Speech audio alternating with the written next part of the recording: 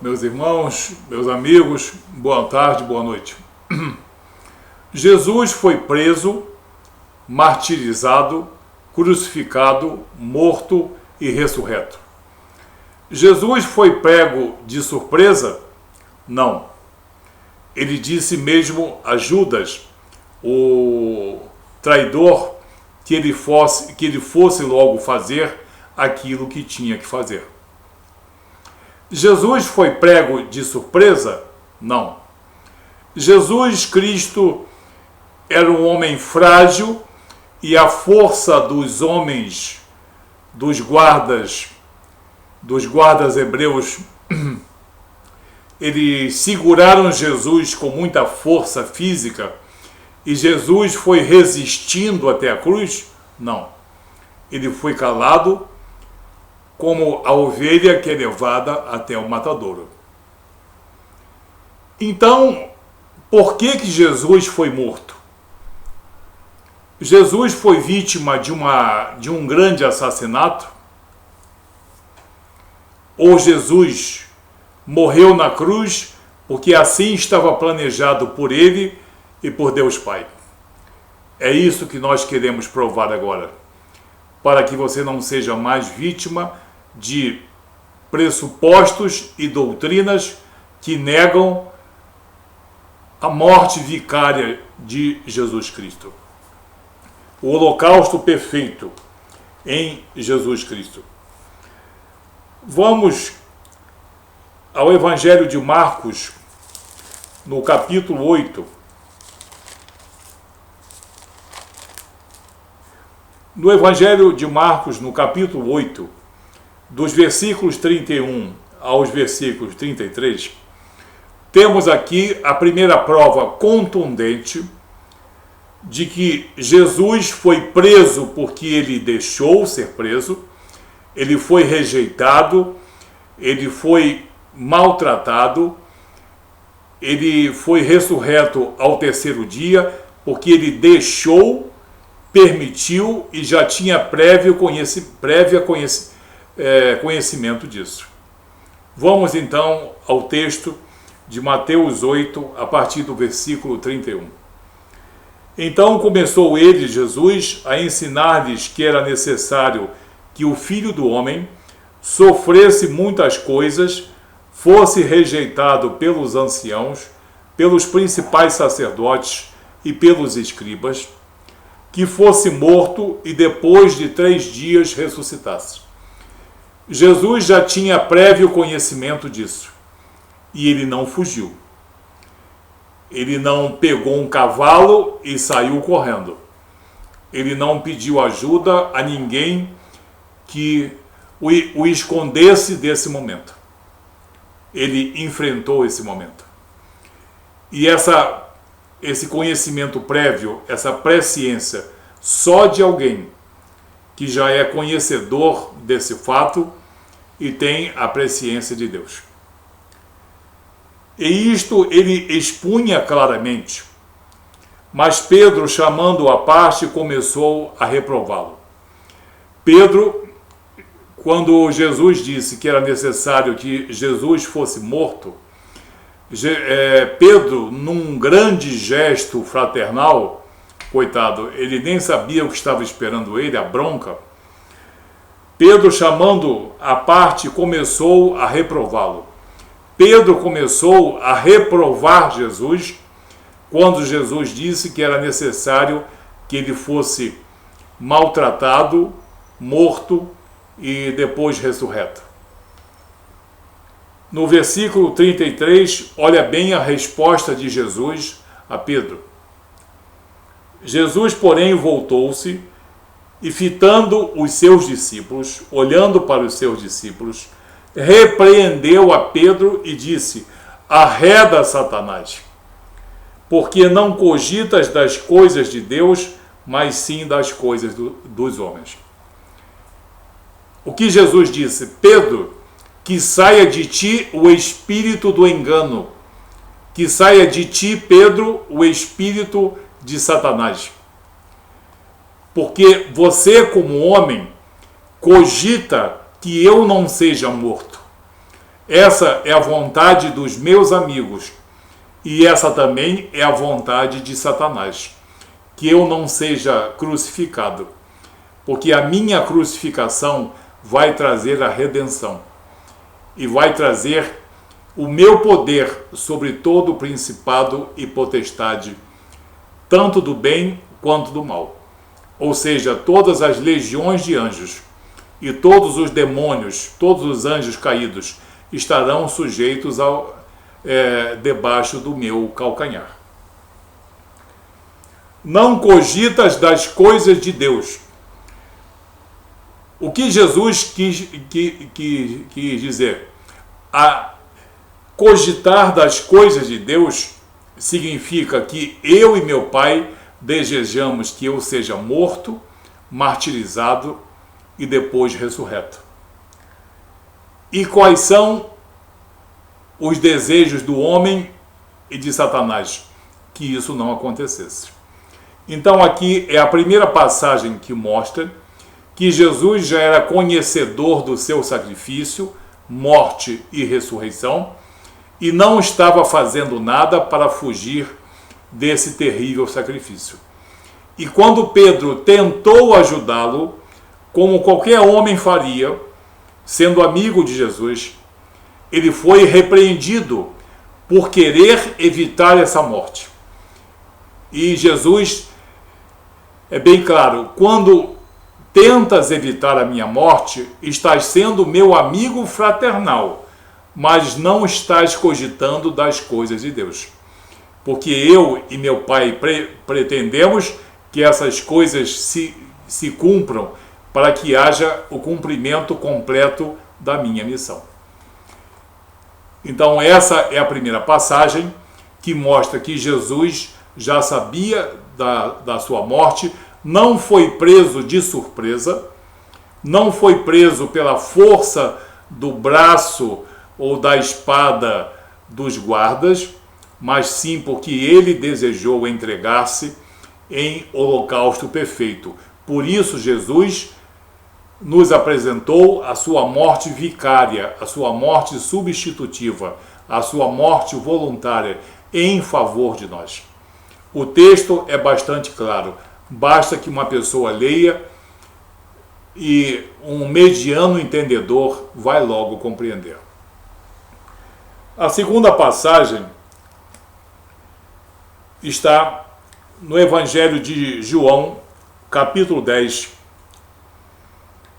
dos versículos 15 ao versículo 18, que prova, demonstra, o próprio Jesus prova e demonstra que ele foi preso porque ele deixou, ele foi martirizado porque ele deixou e porque ele quis, e a sua morte poderia ser evitada se ele quisesse, mas ele e Deus Pai não quiseram assim.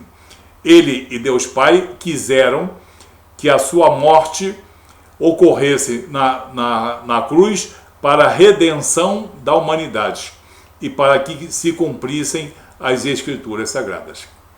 Vamos a essa comprovação nas palavras do próprio Jesus. Evangelho de João, capítulo 10, a partir do versículo 15. Assim como o Pai me conhece a mim, e eu conheço o Pai, e dou a minha vida pelas ovelhas, Ainda tenho outras ovelhas, não deste aprisco. A mim me convém conduzi-las, elas ouvirão a minha voz, então haverá um rebanho e um pastor. O que Jesus está dizendo aqui, que a sua missão, os seus ensinamentos, a sua morte substitutiva e mais tarde os apóstolos, sob a atuação do Espírito Santo de Deus, congregaria todos os salvos na chamada Igreja Invisível ou Israel de Deus. Todos os salvos de todas as nações, de todas as raças e de todas as tribos. Jesus não ficaria apenas ali, o poder de Jesus não ficaria apenas ali nas terras palestinas. Se difundiria pelo mundo como nós temos hoje, em que todos os países do mundo, praticamente quase todos, já foram atingidos pelo poder do Evangelho. E agora vem os dois versículos que são os mais bonitos e os mais comprobatórios de que Jesus deixou-se ser preso, entregou a sua vida voluntariamente, vicariamente, em holocausto perfeito. O versículo 17 e o versículo 18. Por isso o Pai me ama, porque eu dou a minha vida para depois a reassumir. Eu dou a minha vida para depois a reassumir. Quem é que pode fazer isso? Somente Jesus. Nenhum homem, espírito, mago, ninguém especial, muito espiritual, jamais consegue ou conseguirá tal façanha. Unicamente Jesus. Ninguém a tira de mim. Jesus diz: eu serei crucificado, eu serei morto, mas na verdade ninguém pode tirar a minha vida. Pelo contrário, eu espontaneamente a dou. Ou seja, Jesus afirma, Jesus prova aqui que ele foi preso, maltratado, morto, crucificado, porque ele assim permitiu. Porque se ele desejasse que assim não se cumprisse, não ter-se-ia cumprido. Ninguém a tira de mim, pelo contrário, eu espontaneamente a dou, tenho autoridade no Espírito Santo, tenho autoridade para a entregar e também para a reaver. Repito, Jesus disse: eu tenho autoridade e poder para desfazer-se da minha vida e depois reaver a minha vida. Este mandato eu recebi de meu Pai, o Espírito Santo de Deus. A segunda prova, o segundo texto que prova, não sugere, é demonstrativo, é comprobatório da morte voluntária de Jesus Cristo, do holocausto perfeito, da entrega perfeita, de amor e de misericórdia de Deus manifesta em Jesus Cristo. O outro texto está em Mateus 26. No Evangelho de Mateus, capítulo 26, dos versículos 51 a 54. Também extremamente contundente, decisiva, inquestionável, que vai corroborar os dois textos que nós lemos, de João 10 e de Marcos capítulo 8. O que diz no Evangelho de João capítulo 10, a partir do versículo 51,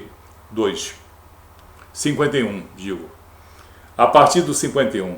E eis que um dos que estavam com Jesus, estendendo a mão, sacou da espada e, golpeando o servo do sumo sacerdote, cortou-lhe a orelha. Esse servo era o Malcom. Então Jesus disse: embainha a tua espada, pois todos os que lançam mão da espada, a espada perecerão. Acaso não pensas, olha aqui a prova de que Jesus sabia que ia ser martirizado e morto. Ele poderia evitar essa situação terrível, mas ele fez questão de que ela ocorresse. Nesse versículo aqui, nós temos a prova. Acaso não pensas que não posso rogar a meu Pai? Ou seja, vocês não sabem que eu posso pedir a Deus Pai e ele me mandaria nesse momento mais de 12 legiões de anjos? Jesus diz: se eu quiser evitar esse momento, se eu quiser derrotar esses guardas, se eu quiser evitar a minha prisão, se eu quiser evitar o meu sacrifício e a minha crucificação, eu tenho à minha disposição, se eu desejar, mais de 12 legiões de anjos enviadas pelo meu Pai. Mas Jesus não desejou, ele não chamou as 12 legiões de anjos. E no 54, a prova: como, pois, se cumpririam as Escrituras, segundo as quais assim deve suceder? Jesus diz: isso que está acontecendo, isso que vocês estão vendo, é algo que necessita acontecer para que haja redenção, para que haja cumprimento da minha missão. Vamos agora ver aqui no apóstolo João, como se esses 3 textos não fossem suficientes, vamos endossar agora com mais uns 2 ou 3 textos. Primeira Epístola de João. Primeira Epístola de João, no capítulo 1.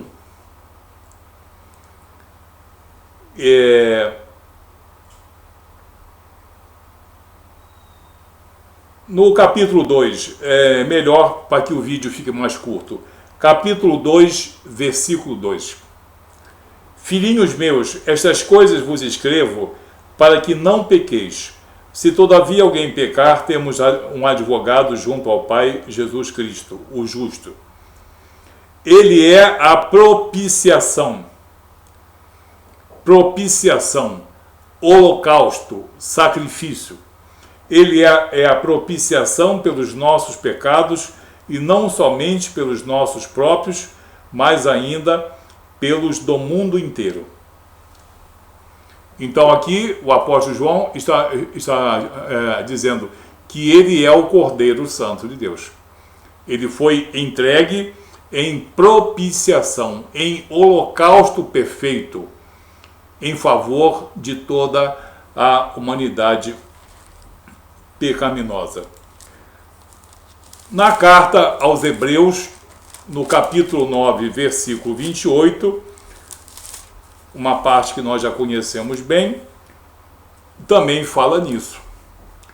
Hebreus capítulo 9, versículo 28. Assim também Cristo, tendo-se oferecido, ele não foi submetido, ele tendo-se oferecido uma vez para sempre, para tirar os pecados de muitos, aparecerá segunda vez sem pecado aos que o aguardam para a salvação. É a segunda vinda de Jesus. Não é isso? Então você vê que nós temos vários textos. Temos também no Evangelho de João, no capítulo 3, depois daquela conversinha com Nicodemos, Evangelho de João, capítulo 3, no versículos 14 e 15, em que Jesus afirma: e do mesmo modo pelo qual Moisés levantou a serpente no deserto, assim importa que o Filho do Homem seja levantado, ou seja, seja crucificado, para que todo aquele que nele crê tenha a vida eterna. O que é crer em Jesus? É apenas ter os seus conhecimentos e os seus ensinamentos?